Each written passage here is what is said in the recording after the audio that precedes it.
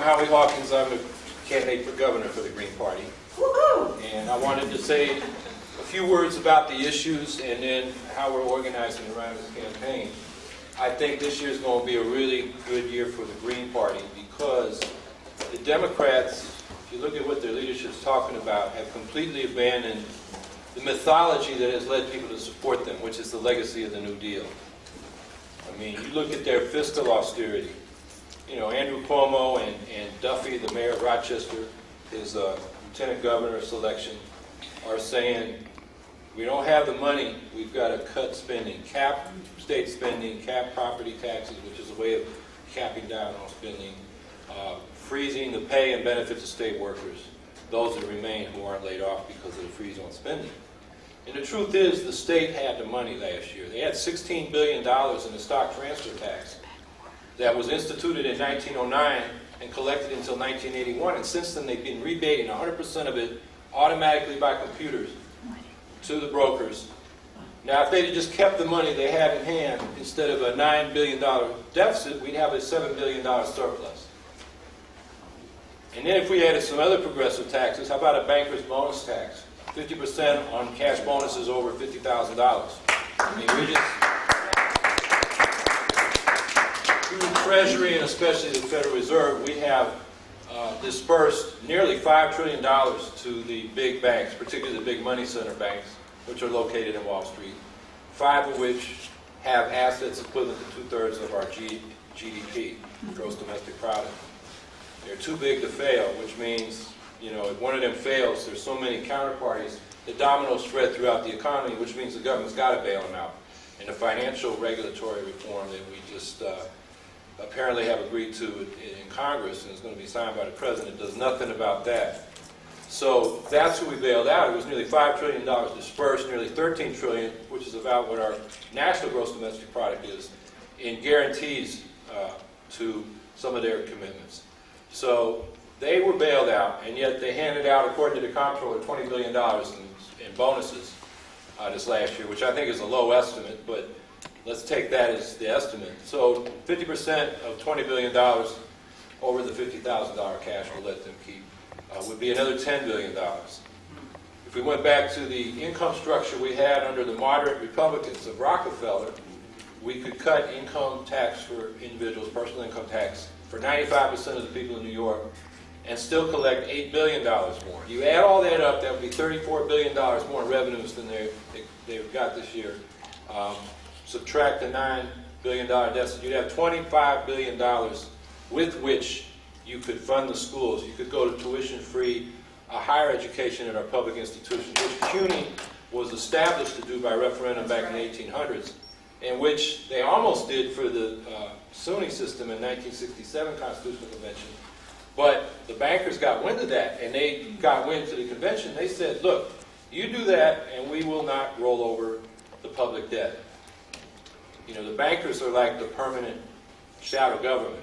The bond market is the way they exercise their power. And if they don't like the reforms we make, they can stop financing the reform. You may remember the boy mayor of Cleveland, Dennis Kucinich, refused to privatize their municipal utility company. And the bankers wanted to do that. They were going to make a lot of money off the deal, so they refused to roll over $15 million, forced the city into receivership, and forced Kucinich out of office in his first 2-year term. Later, the city recognized, because of his action, it saved them hundreds of millions of dollars in utility rates, because the suburban utility that was going to privatize jacked up their rates, the municipal utility didn't. And so Dennis was rehabilitated. Now he's representing them in Congress. But the point is the financial power of these big financial institutions. So one of the things we're talking about, we put under the slogan for a Green New Deal. And it's partly to tell those Democrats, look, your leadership has abandoned any New Deal ideas.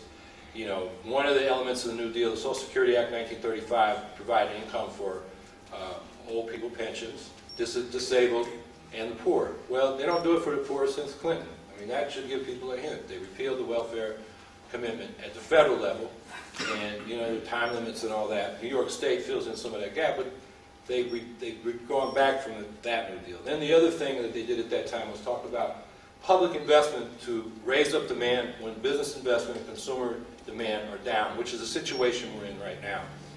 And now the government has done its stimulus, and now they're saying we can't do any more. And you have people like Cuomo and Duffy saying we got to balance the budget, which means we could be going back down into this recession, a double dip, or at least a long-term period of stagnation where high unemployment is normal. So that's the second thing. We're going to say there is a time for government to do public investment just to get the economy going.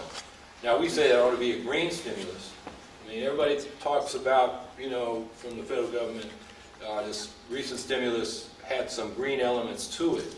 But if you look globally, the United States was one of the worst in that regard. Only about 10% of what was the economic stimulus package were green investments or tax breaks for green investments. China was something like 60%. South Korea was 90%. The Europeans were up around 30, 40%. So, we talk about it, but we don't do it. And so we're saying that's where the stimulus should be. That's where, because there's excess capacity in what we produce now. Autos, it's only at about 60% capacity worldwide, even though China's booming. And, we have an infrastructure. That's one of the problems with capitalism. They compete to get ahead when the market's booming, and suddenly they find themselves with excess plant. Part of the reason they're not making productive investments and making speculative investments in paper assets and mergers and acquisitions is they don't know where the profit opportunities are in real investment, long-term investment as opposed to short-term speculation. Well, building a green infrastructure for energy, transportation, our homes so they're energy efficient, all those things, and the supporting industries are what we can do to get the economy going again. So that's the third thing. We're going to go beyond the old New Deal in terms of two respects. One is ecological investments, and the other is economic democracy. In other words, invest in cooperatives, give them preference when we do public investment. And then finally, have some sectors of public ownership and control. Single-payer health care instead of an individual mandate with federal subsidies to back up buying private insurance, which is outlandishly expensive. In energy, municipal utilities are much more efficient and less costly than private IOUs, as we call them, investor-owned utilities. And of course, if we own them, we have then the freedom to choose renewables rather than the path they're on. The incumbent industries want to keep what they have, whether they're coal-fired plants, nuclear plants, or, hopefully we won't go on the road to fracking New York and providing natural gases. Not a bridge to a renewable future, but a trap that keeps us on fossil fuels. So we need democracy in these areas so we have the power to choose. And finally, this is where I started, we need to get control of banking. I mean, you go back to the classical political economists, that build on Adam Smith. Ricardo was for nationalization of the Bank of England. They never saw that as a free market realm. They saw it as a realm of mischief if it wasn't a public utility that, allocated resources to where they were needed in terms of what the public needed. So we're proposing a state bank with local branches in each county, local boards, the boards are federated at the state level, so it's controlled from the bottom up. Put the state's revenues, deposit them there, the people can deposit their businesses, pension funds, and then we've got a sector of the economy that we can use to, in cooperation with local community banks and credit unions, start making these kind of investments in the green economic future that we need. A sustainable green economic recovery, that's what we're talking about. And we've got a model, not, in some other country, but right here in the United States. The Bank of North Dakota has been owned by the state since 1918 when the Nonpartisan League swept into office. It has turned a surplus back to the state to reduce the need to tax.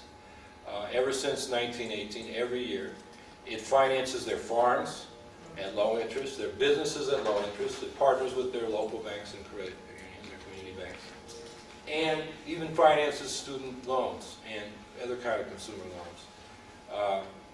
They've had some very conservative Republicans. They wouldn't dare touch that in North Dakota. North Dakota today is the only state with a budget surplus and an unemployment rate below 4%. Now, they do have a little oil boom going on there, but the bank, I think, is also partly to explain.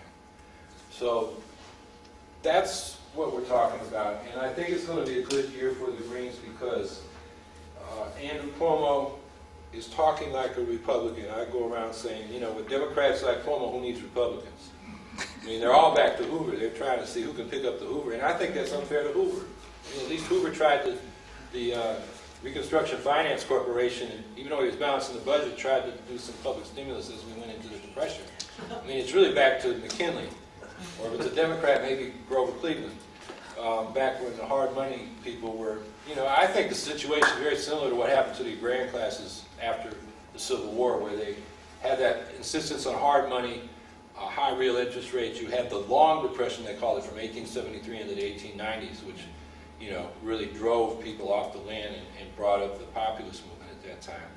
And I think, you know, we're in a similar situation where the banks, the way things are being managed, the economy is there to serve the banks, not the banks the economy. And that's why New York's in a fiscal crisis, why both parties are in hock to the bankers. I mean, Lazio comes right from J.P. Morgan Chase. He was head of the Financial Services Forum, which is the 18 largest CEOs of big banks. I mean, he was their lobbyist, and he's not even getting much money from Wall Street because they say, Rick, you can't win. You're so far behind. So they're throwing the money at the Democrats, who, you know, did receive a lot of money, particularly in Obama's election, from the Wall Street interests. And I think that's why you saw so many people from Goldman Sachs and similar firms running the economy like they did under Clinton. And then they brought in some Bushies from to run the military and foreign policy side, along with Hillary Clinton. So, you know, that's another problem where the federal government and our military commitments are, you know, eating up resources that ought to go for other things. So that is a summary of some of the issues and the perspective we have on it. I think another reason we're going to do well is, I think we did get the ballot line, and, you know, we need 50,000 votes for governor, and that's the ticket. Me and Gloria Matera, who's a public health worker in the New York City hospital system, lived in Brooklyn all her life, single-payer activist, trade union activist, community activist. She ran for Brooklyn Borough president, got 7%. She ran for city council, got 17%. She's got a strong base in Brooklyn. She's known, you know, when there was a Labor Party effort back in the 90s, she was in the middle of that. When that kind of withered, she came into the Green Party. So she's running with me. We'll be one ticket. 50,000 votes gets the Green Party a permanent ballot line for the next 4 years, which is one of our goals in this campaign. That makes it much easier for us to run candidates. We have 3 mayors in New York State. They run villages. We have several people who are on town and city councils. With access to the ballot line, I think we can do a lot more of that and get people in a position then to move on to state and contest seriously and start winning state and congressional seats. And really provide an opposition to the two-party, one-policy system that we have. I mean, corporations have a very sophisticated way of ruling. They give us 2 choices. It's like Boss Tweed used to say, you can vote for anybody you want as long as I get to pick who the candidates are. And, you know, that's what the corporate interests do. So you have these 2 parties, and it's basically one policy, particularly on economic class issues and foreign policy.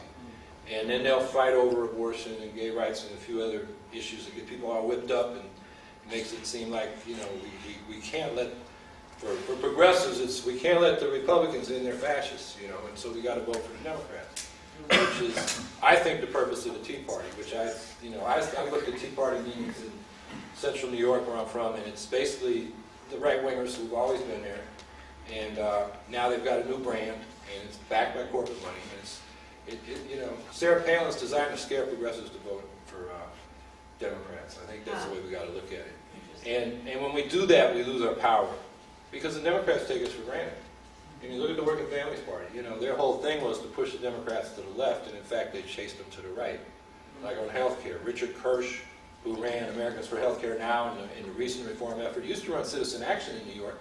In fact, he helped write the single-payer legislation that passed the state assembly in the early 90s.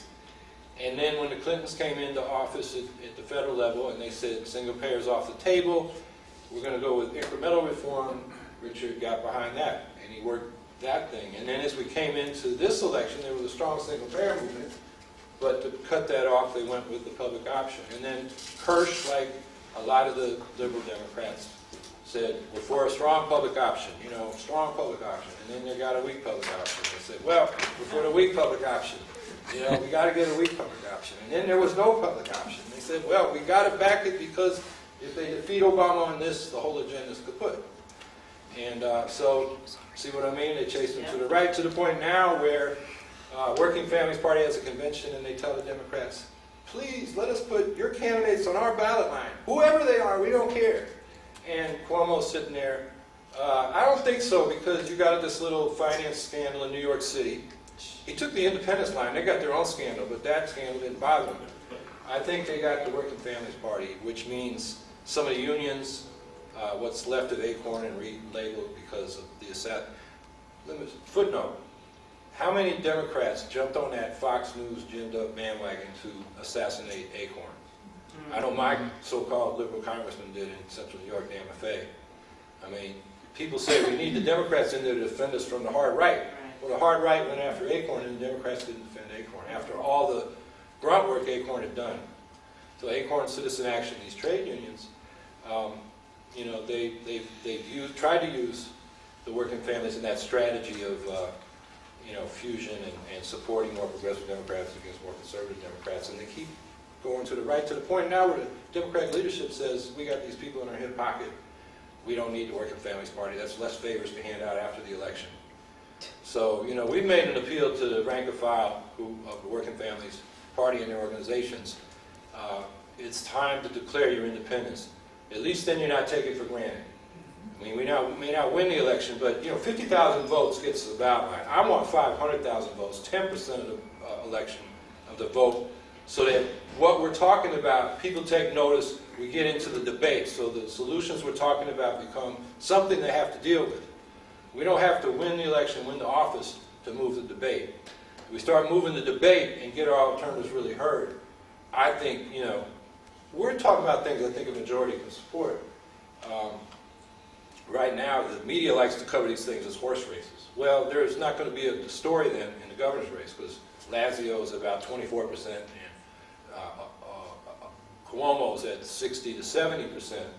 If they want a horse race, they should cover the policy debate. And then I think the horse that'll be chasing Cuomo is me, because Lazio is an echo of Cuomo, or vice versa. So that's the dynamic we want to try to get established with this campaign. And you know, so it's up to not just me. If you go to my website, you'll see a statement why we are running. We, not me, because we got to get on the ballot. That's, you know, a petition here that you can take a look at. Petitioning starts July 6th. We need 15,000 good signatures. We want to get 30,000. So, you know, we'd love to see Binghamton come in with, you know, 10% of those, 3,000. You know, if there are, what, 30 people here, you each get 100, there's your 3,000. It's about 10 hours of work if you're a bad petitioner. If you go to the farmer's market and talk to your friends, you can probably do it in 5 hours. If everybody does that, then there's no question we're on the ballot, and everybody in the other towns. And I think we're going to do that. That's it's a lot of work in the hot summer, but it's something that needs to be done. If you're a member of a labor union, there's been a labor committee for Howie Hawkins that was initiated by people in the Troy Labor Council. And so I got, I don't know, 8 to 10 of my fellow Teamsters 317 to sign. So anybody here in a member of the labor union, there's a letter here to sign. You can add your name to. I want to make sure the union members get it first. And then anybody can pick one of these up and read. So anybody else? Oh. Well, I know someone who's a member of the union. I am getting interest. Are you registered green to sign that, or? No, you can. That's why they formed the labor committee, so people don't have to be, you know, be in the Green Party to back the campaign. And also, we want to put a little heat on some of the leadership, particularly the public employee unions, who actually have shown some interest in my campaign. I've kind of been a thorn in the side of some of the Teamsters, some of the Teamster locals, particularly where we've had reform slates get elected in New York City area and Albany. So I don't know if we're going to get formal endorsement, but we're going to at least get some discussion going on in the labor union. We might, you know, we'll have to see. I'm hopeful. That's another side of this campaign that we haven't been able to do so well in the past with the Greens. And particularly the public employee unions, because they just can't understand why their quote-unquote Democratic friends are really, sticking it to them. And, you hear it, the state workers get paid too much and they got outrageous pensions. But the average state worker, first of all, the state budget, about 5% of the state budget is salaries for state workers. So you're not going to solve the budget problem by attacking state workers. You're not going to solve the education problem by alienating teachers and chasing them out of the profession by attacking their unions and charter schools, their, due process rights when you attack so-called tenure, and so forth. So, they're saying, why are they doing it to us? The average state worker makes $40,000. That's a good middle income, working class salary. And the average state worker retires on about $16,000 a year. The question shouldn't be, why do the state workers have that? Why don't the rest of the workers have that? Yeah, right. And that's our Have perspective. at least that. So, when people ask me to summarize what this campaign's about, I say, look, it's really about whether the state government's going to represent average working people in this state or continue to represent corporate special interests in the banks. And whether that's the fiscal crisis or hydrofracking. Because right there you've got big corporate interests, including ExxonMobil, which just bought up one of the big drilling companies, XTO, last December. We're in the fight of our lives on this issue. And we had a news conference about that today. And I think Cecile, she's been active on that. And I'm not going to say a whole lot about it except to talk about it's being put to us as partly a way of solving the fiscal crisis, with the royalties. And, as I just pointed out, there are better ways of doing that. What this is a short-term boom and a long-term bust, not just an economic bust after the gas dries up. Average well lasts 7.5, from the Barnett Shale in Texas. The mode is 4 years. The best of them last 15. There's a couple that have lasted a few decades.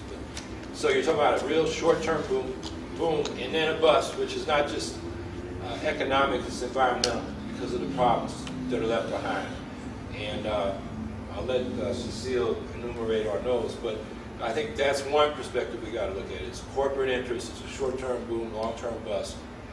And then, what we got to be careful about is how the liberals who tend to support Democrats accept less than what's needed.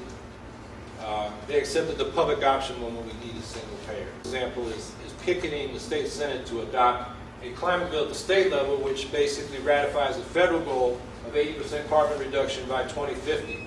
That number, which is years old and outdated, was aimed at 450 parts per million carbon, which is not where we want to be. If you've been listening to James Hansen, the climate scientist, and Bill McKibben and people like that, they're saying we got to get below 350 parts per million, which is a much more, basically more like 80% by 2020, which is what Lester Brown has put out in Plan B. That's what we need to be aiming, but I think the NIPERC folks are saying, well, this is what the Democrats are willing to do, so that's what we're going to picket for, instead of what we need.